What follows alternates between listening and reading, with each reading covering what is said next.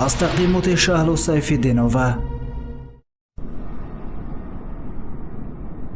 به من زیادی عادت نکنید، چون من به خاک وعده دادم.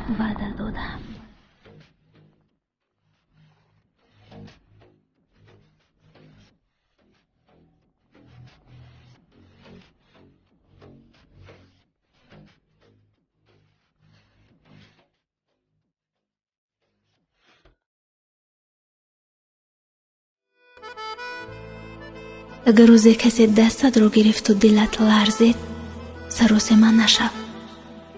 روزی با دلت کار میکند که دستانت میلرزد.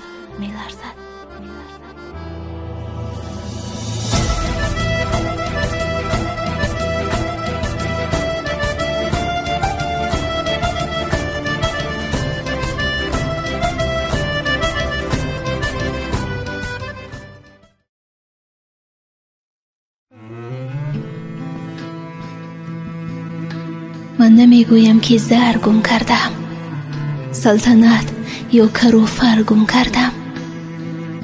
وای بر حال من و تنهاییم.